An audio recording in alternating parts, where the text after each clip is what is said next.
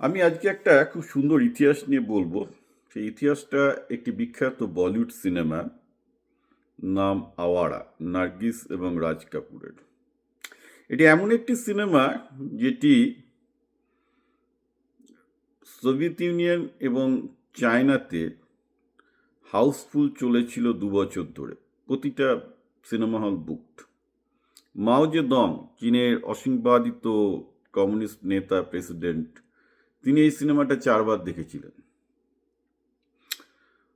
2020 সালে থেকে 2000 সাল পর্যন্ত চীনে যেসব সিনেমা হয়েছে, আপনারা জানেন যে চীনেরও একটা খুব সুন্দর মুভি ইন্ডাস্ট্রি আছে, কিন্তু সেই সিনেমাগুলো অবভিয়াসলি তাদের কমিউনিস্ট পার্টি অ্যাপ্রুভড হতে হয়। চীনের বেশ কিছু বিখ্যাত সিনেমায় দেখা যাবে যে সেই 1950s চাইনিজ খুব গরিব সিনেমা হলগুলোতে একদম শ্যাবি কন্ডিশনেও ঠক ঠক ঠক ঠক করে প্রজেক্টর চালিয়ে আওয়ারা চলছে এবং প্রতিটা চাইনিজ দেখছে, গ্রাম ভর্তি করে দেখছে। তো কি ছিল এমন একটা সিনেমা, বলিউডের সিনেমা আওয়ারা, যে সিনেমাটি শুধুমাত্র রাশিয়া বা চীনের মতো কমিউনিস্ট দেশগুলোই নয়, টার্কি, যুগোস্লাভিয়া, সব দেশের লোকেদের মন জয় করে নিয়েছিল। It is a history. কিন্তু তার থেকেই আমি একটা খুব ইন্টারেস্টিং জিনিস আমি আসবো, যে লাস্ট 70 বছরে গোটা পৃথিবীর রাজনীতি কতটা পরিবর্তন হয়ে গেছে, এটা আওয়ারা ফিল্মটা দিয়ে বোঝা যাবে। তো আওয়ারার গল্পটা মোদ্দা কথা রাজ কাপুরের, যিনি ধরা পড়েছেন একটা বিচারককে হত্যা করে। পরে জানা যাবে সেই বিচারক হচ্ছেন তার অবৈধ বাবা, অর্থাৎ যাকে, সেটা পরে ব্যাপার। ঘটনাটা হচ্ছে এই যে পুরোটাই ফ্ল্যাশব্যাকে দেখানো হচ্ছে রাজ কাপুরের জীবন, যে তার মা একটা অবৈধ সম্পর্কের ফলে তার জন্ম, সেখান থেকে প্রচণ্ড মুম্বাইয়ের বস্তিতে তিনি লড়াই করে, চুরি করে বেঁচে থাকার চেষ্টা করছেন এবং কোথাও জাস্টিস পাচ্ছেন না। মোদ্দা কথা, the entire theme of that movie is that তুমি যদি ভারতবর্ষে গরিব হয়ে জন্মাও, তাহলে তোমার জাস্টিস পাওয়ার কোনো সিন নেই। জাস্টিস, এইসব ব্যাপারগুলো, গণতন্ত্র, ভালো ভালো ব্যাপারগুলো সবই হচ্ছে বড়লোকদের জন্য, যাদের টাকা আছে, যারা উকিল কিনতে পারে। তো প্রশ্ন হচ্ছে, আজকে আওয়ারার পর প্রায় 70-75 বছর তো কেটে গেল। তো 75 বছর বাদে কি ভারতের অবস্থার কিছু পরিবর্তন হয়েছে? আমি স্ট্যাটিস্টিক্স বলে দিচ্ছি, ভারতের 93% লোকেরও উকিল অ্যাফোর্ড করার ক্ষমতা নেই। I am talking about 9 out of 10 people. তো তাহলে কি অবস্থাটার পরিবর্তন হলো, যে আওয়ারার মতো একটা সিনেমা, যেটা 1951-এ তৈরি হয়েছিল এবং ইট ইস ভেরি সলিড বামপন্থী মেসেজ, সেখানে একটা স্ট্রং বামপন্থী মেসেজ ছিল এবং যেটা গোটা বিশ্বের তাবৎ জনতার মন জয় করেছে, যেটা রাশিয়া, টার্কি, যুগোস্লাভিয়া, চায়নাতে রেকর্ড রেকর্ড সংখ্যক হলে চলেছে। ইট ওয়াজ এ ওয়ার্ল্ড রেকর্ড অ্যাকচুয়ালি, যেখানকার দেশের প্রিমিয়াররা পর্যন্ত সেই সিনেমা বারবার দেখেছেন।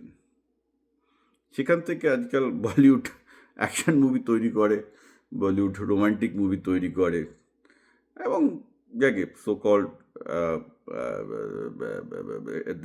এন্টায়ার ন্যারেটিভ অফ লেফটিস্ট, যেটা সাধারণ জনগণের যে দুঃখ, দারিদ্র, যেটা প্রতিদিনের সমস্যা, সেসব থেকে বলিউড সরে গেল এবং দেখা গেল যে বলিউড পুরোই একটা অন্য থিমে চলছে। এই বামপন্থী থিমে আর কেউ সিনেমা করার সাহসও নেই, করলে বোধহয় চলবেও না।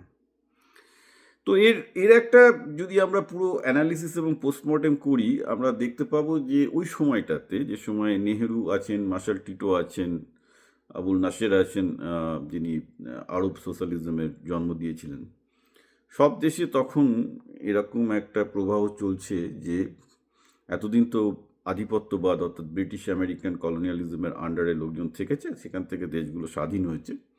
তো দেশগুলো স্বাধীন হওয়ার পর তাদের সবারই ইচ্ছা ছিল যে একটা সোশ্যালিস্ট রিপাবলিক তৈরি হবে, একটা বামপন্থী সমাজ তৈরি হবে, যেখানে সাম্য পাবে লোকজন, জাস্টিস পাবে লোকজন, লোকজন ইকুয়ালিটিতে বিশ্বাস করবে, লোকজন ফ্রিডমে বিশ্বাস করবে। কিন্তু বাস্তবে যেটা হলো সেটা উল্টো।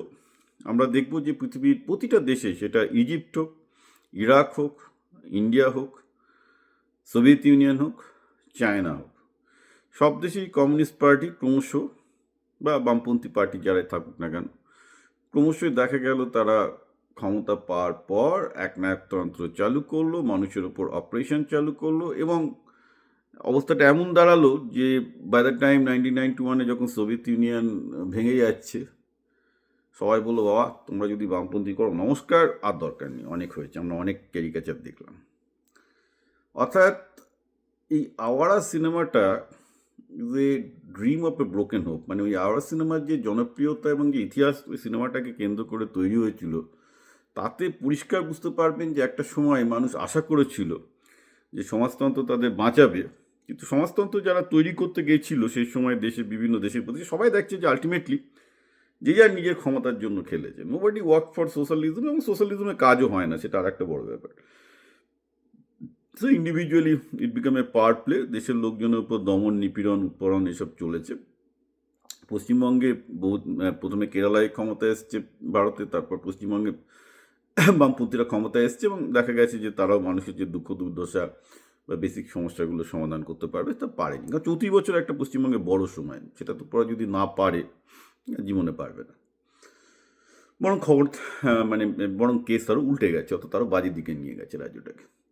তো সমস্যাটা হচ্ছে এখানটাতেই, আমি এই আওয়ারা ফিল্মটার কথা এই জন্য বললাম যে এটা একটা ইতিহাস থেকে শিক্ষা দেয় যে সেই সময় মানুষের মনে একটা কতটা আশা ছিল সমাজতন্ত্রকে কেন্দ্র করে, যে একটা সাম্যবাদ আসবে, সমাজতান্ত্রিক সমাজ তৈরি হবে। কিন্তু আমরা দেখলাম যে সম্পূর্ণ ইমপ্র্যাকটিক্যাল, অবাস্তব চিন্তাভাবনা, মানুষের ক্ষমতার লোভ, সেই সব আশা ধুয়ে সব নস্যাৎ হয়ে গেছে।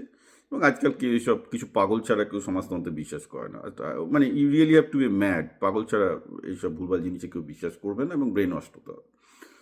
তো এই যে একটা ট্রান্সফরমেশন ঘটলো বিটুইন দেন অ্যান্ড নাও, এর ইতিহাসটা যতদিন পর্যন্ত না বর্তমানের বামপন্থীরা ঘাঁটবেন যে কেন সব দেশে বামপন্থীরা ব্যর্থ হয়েছে, এবং সেখান থেকে শিক্ষা না নেবেন, তারা শিক্ষা কিন্তু কোনো জায়গা থেকে নেননি, সেই একই ভাঙা কলসি বারবার বারবার বারবার বাজিয়ে যাচ্ছে। তাদের না এই ক্ষমতায় ফিরে আসার ইচ্ছা থাকবে। হয়তো নিউ ইয়র্কে মেয়র মামলানি সফল হয়েছেন, কারণ আমেরিকার নতুন প্রজন্ম পড়াশোনা করে না, পড়াশোনা করলে বুঝতে পারতো মামলানি যা বলছে সোভিয়েত ইউনিয়নে অলরেডি ট্রাইড অ্যান্ড ফেল্ড। কিন্তু ওই আর কি, মানে মানুষের মনে একটা আশা থাকে যে একটা কিছু ভালো দিন আসবে, ভালো দিন আসবে, সেই আশায় হয়তো কিছু লোকজন এখনও পর্যন্ত বামপন্থী চর্চা চালিয়ে যাবে। কিন্তু সবাইকে আমি বলবো আওয়ারা সিনেমাটা দেখতে, তো আন্ডারস্ট্যান্ড যে 1951-এ গোটা ভারত, গোটা বিশ্বে এই বামপন্থী প্রভাব কতটা ছিল, আর আজকে কী অবস্থায় দাঁড়িয়েছে।